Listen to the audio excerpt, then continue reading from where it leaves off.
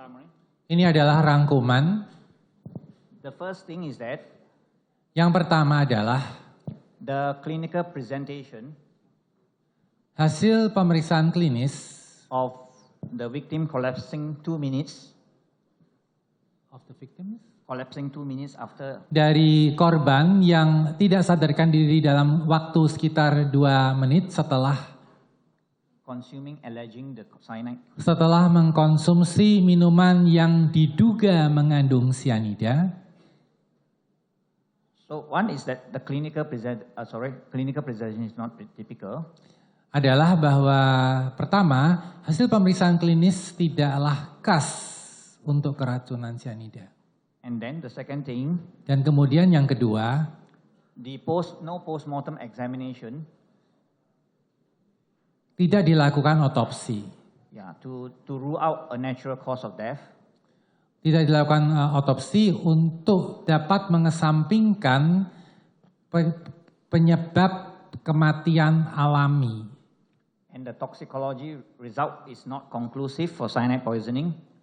Selain itu, hasil toksikologi juga tidak bersifat konklusif atau tidak menyimpulkan adanya keracunan sianida. And in fact, dan pada kenyataannya, it pointed out ini menunjukkan that is likely bahwa kemungkinan death is not due to cyanide poisoning. Ini bukan diakibatkan oleh keracunan sianida. And this is based on dan ini didasarkan pada atypical clinical presentation, hasil pemeriksaan klinis yang tidak khas. No postmortem findings of cyanide toxicity. Tidak ditemukan adanya toksisitas pada perubahan pasca kematian. That is the red discoloration. Seperti misalnya warna kulit berubah menjadi merah terang. And smell of cyanide. Dan adanya bau sianida. The only change described, satu-satunya perubahan yang diuraikan was the possibility of erosion of stomach. Adalah kemungkinan terjadinya erosi atau pengikisan pada lambung, which could be due to postmortem change. Yang dapat diakibatkan oleh perubahan pasca kematian. And we have the toxicology result. Dan kita juga mendapatkan hasil toksikologi, which is not supportive. Yang tidak mendukung. We have negative bowel and liver. Karena hasilnya adalah negatif untuk empedu dan hati. Negative for the stomach aspirate.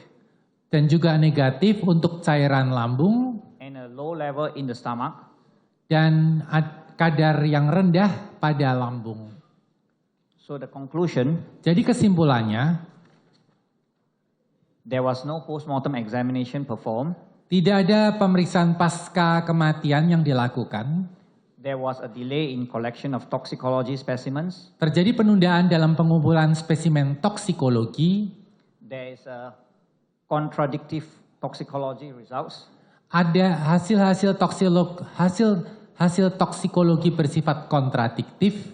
And therefore, dan oleh karena itu, a cause of death cannot be concluded. Penyebab kematian tidak dapat dipastikan. I would give the cause of death as. Saya akan menyebutkan bahwa penyebab kematian as not ascertained or not determined. Tidak dipastikan atau tidak ditentukan. Baik.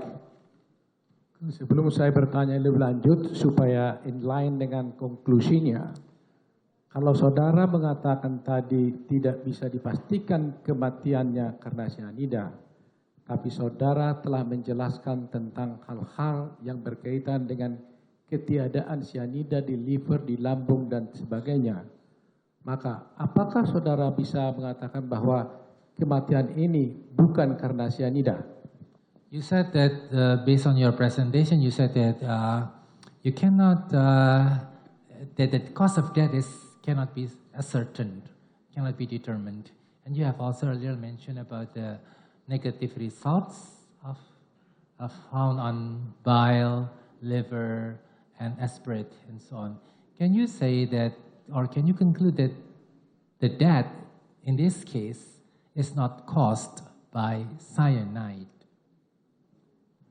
I would say that the death is very highly not to be caused by cyanide. Yeah. Saya akan mengatakan bahwa sangat besar kemungkinannya kematian ini tidak disebabkan oleh cyanida. Sangat besar atau bisa dipastikan bukan karena cyanida. You said highly likely. Can you say that? Can you ascertain that the death is not because of cyanide? Can you rule out cyanide as the cause of death? In this situation, yes. Dalam situasi ini, ya. Terima kasih.